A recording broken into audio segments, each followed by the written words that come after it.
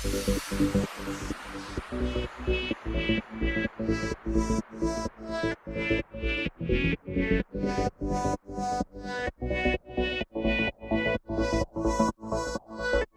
today's episode, I'm going to do something just a little bit different than the normal episodes, and I'm going to show you my tips and tricks and techniques for finding the absolute best hostel every time by using some online search tools and some things to look for, and then I'll also show some examples of the kinds of things you want to look for in a perfect hostel. I use Hostel World for choosing my hostels. You can use booking.com. In some countries it seems to work a little bit better. Here I'm going to show you how to use Hostel World. I'm looking for a hostel in Zagreb in Croatia. Type in your city, type in your date that you need, beginning, end date, checkout date, number of guests, and go ahead and hit your search. It's going to come up with search algorithm results. Might be based on advertising, I'm not sure. First thing you want to do is filter your results. Go down here to the room type.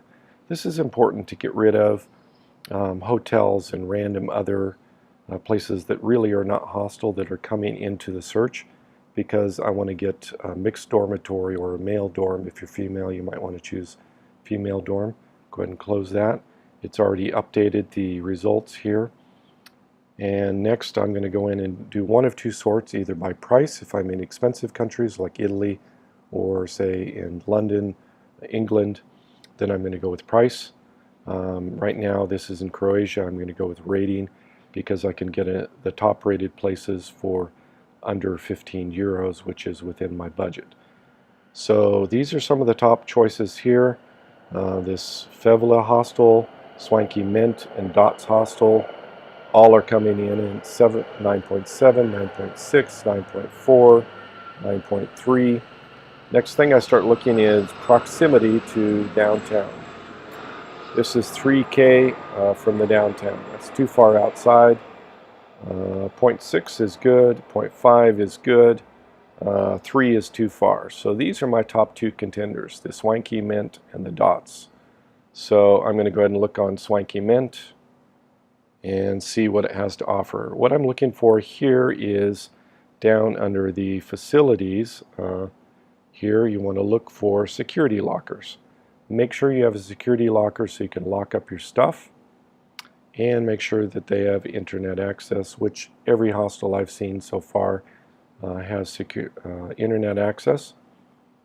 And then sometimes you want to look at the things to note, or the policies down here, if they have an age restriction or something that's special. Like here, they have a city tax. You need to understand these kinds of things. They're going to charge you extra once you arrive for the city tax, and that's not included. So you don't get freaked out about that kind of thing.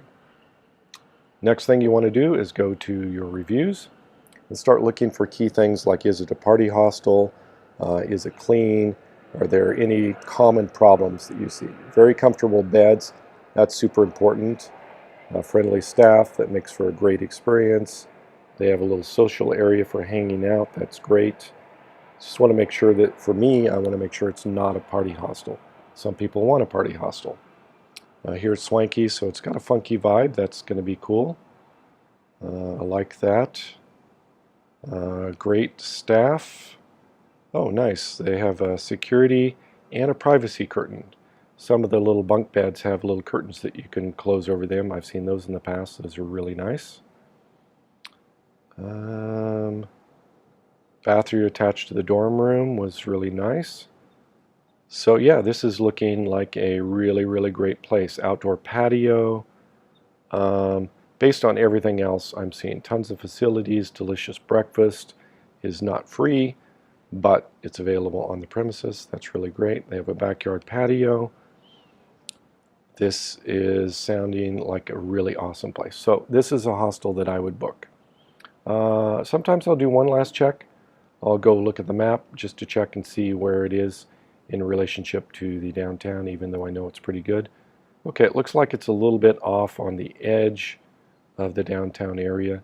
So it's going to be a little bit of a walk. I don't know, maybe a 5 or 10 minute walk, but it's still doable, especially given how good the ratings are. This is the place that I would choose. So that's how I choose a hostel. I'm going to take a few minutes here next and show you around the hostel that I'm staying in and why some of these features that I just listed are important when you're choosing your hostel. So for some of my examples today for perfect hostel, I'm going to be using Hostel Bongo here, which is in Belgrade, Serbia. Just for some examples, this is a really great hostel. I'm giving it a perfect 10 rating on Hostel World. I'm not getting paid for this, not endorsed. They're not giving me anything at all. I just really like this hostel, and it's a perfect hostel to give you some great examples of the kinds of things to look for when you're searching for a hostel. One of the things you want to look for in a hostel are security lockers. Security lockers will either be standalone like these here, or sometimes under the bed or near the bed. Doesn't really matter. You just need a way to secure your stuff with either your own padlock, which you can buy before you start traveling, or I would just recommend buying one on the road when you're traveling. It's not such a big deal. Sometimes they'll give you a key, sometimes it's a fancy electronic system like this particular one. This one has a nice little shelf above and enough space to fit your backpack, which is really awesome. Sometimes you only get a little cubicle about this big, and it's intended for putting your camera, your passport, your money, things like that, and that's okay too. And then you just have your backpack sitting next to your bed.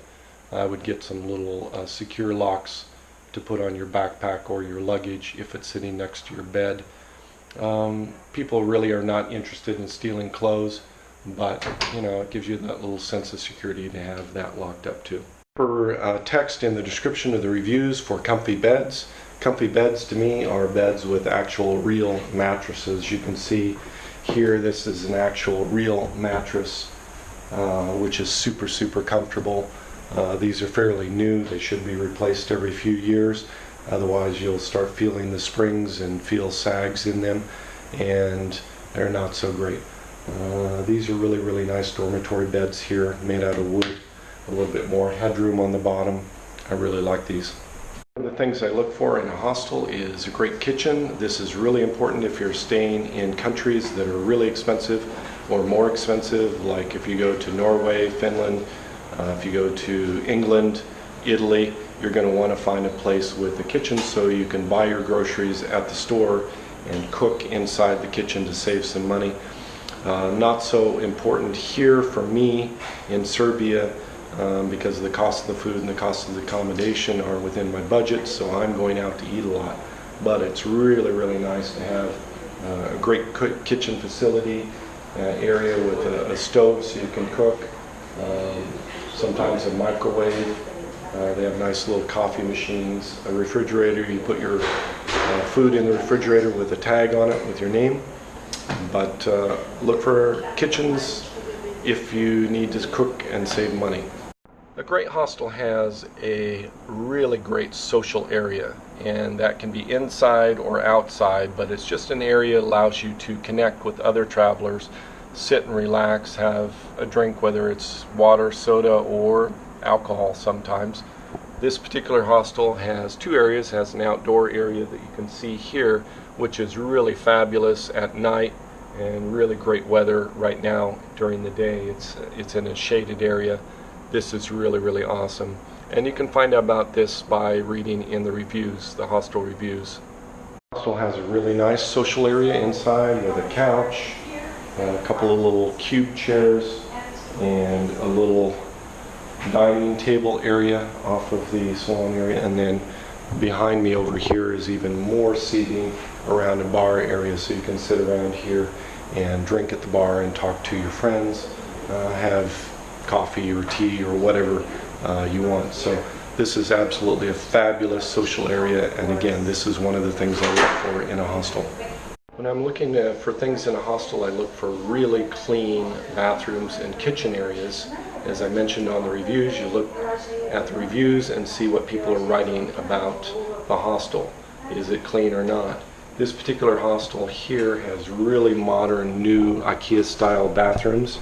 You can see the pedestal sink in here, really new toilets, and the nice glass doors for the bathrooms. And they actually have two shower heads. They have a full oversized giant shower head, and then they have a handheld unit here These floors and tiles in this particular hostel are so clean that you could literally eat off of the tile floors. This is just absolutely immaculate. This is what you look for when you're getting a hostel, and you're going to find out that before you go to the hostel by reading the reviews and looking in those for details. Is it clean or not? And this hostel definitely is like a perfect 10 for cleanliness. I just arrived and checked in at the swanky hostel. It's everything that we expected based on the criteria and the searches that I did. Really great, and I hope that you find these tips and hints that I gave in this video helpful to you. If you have other tips and hints, then please go ahead and write them in the comments below.